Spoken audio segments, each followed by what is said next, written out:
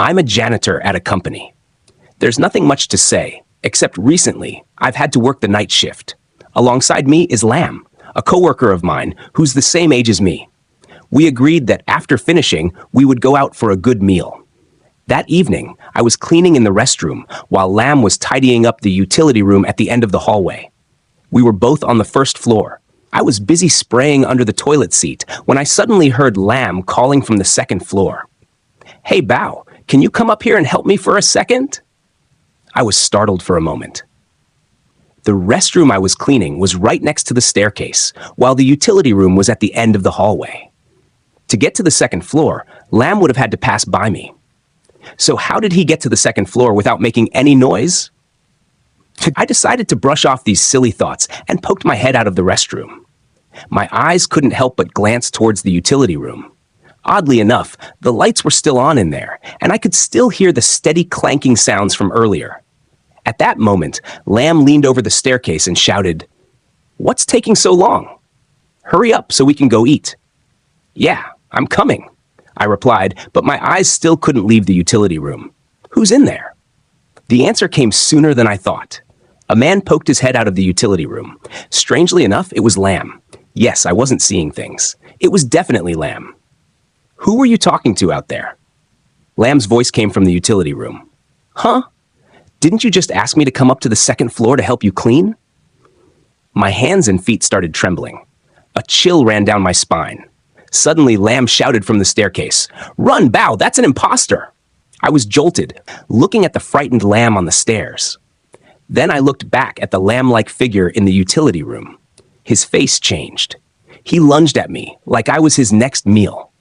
Needless to say, I reacted quickly. I dropped everything in my hands and ran straight to the second floor. When I got there, I couldn't see Lam anywhere. He must have been hiding.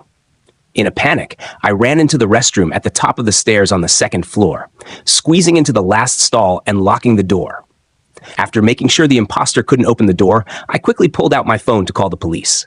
Just then, 2 knocks came from the stall next to me, and I almost screamed. Thankfully, it was Lam's voice that followed. "It's me." I sighed in relief. It's better to be together than alone. "Damn, when did you crawl in there?" "Just now."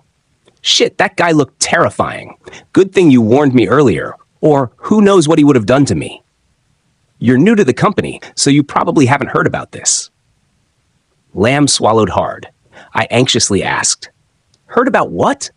There have been numerous complaints about employees mysteriously disappearing one by one, but for some reason, the company is still standing. A chill ran down my spine. I couldn't even begin to imagine what would have happened if I had gone to check the utility room. Outside the restroom, I suddenly heard the door creak open, and my heart almost leaped out of my chest. "Lam?" I whispered as quietly as possible. "Lam, are you still there?" There was no response. The person who had just entered the restroom began opening each stall one by one. I thought to myself, I'm screwed this time. I adjusted my stance, ready to pounce like an animal if they touched my door. Then I looked over to Lam's stall. A thought crossed my mind. What's he going to do? As soon as Lam's stall door swung open, I heard a scream of agony. Then the sound of something hard smashing into the toilet. Blood began to trickle into my stall from under the door. I wanted to rush out and help him, but fear held me in place. At that moment, my door was flung open. I screamed loudly in terror, scrambling up the wall, trying with all my strength to climb over to the next stall. "What are you doing?" A familiar voice reached my ears. I looked down. It was Lam, wiping the sweat from his forehead. I climbed back down. I saw blood. What happened? Lam looked me straight in the eye. His face looked frightened, but he tried to act nonchalant. That guy was weaker than he looked. As soon as he stepped in, I kicked him in the groin, causing him to trip and hit his head on the toilet. We should call the police. I quickly pulled out my phone to dial, but strangely enough, it wouldn't turn on. I pressed the power button 2 or 3 times, but it refused to light up. It's broken.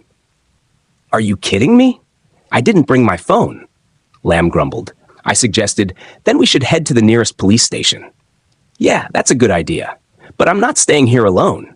We're going together, I said as I quickly walked out the door. As I passed by the imposter, I couldn't help but feel a shiver. That guy looked exactly like Lam. Leaving the company, I drove my dad's old car out of the garage. I sighed with relief, glad to have escaped that creepy place. After driving for a while, I noticed something strange. The streets seemed darker tonight, and there were very few cars passing by. Just then, Lamb spoke up.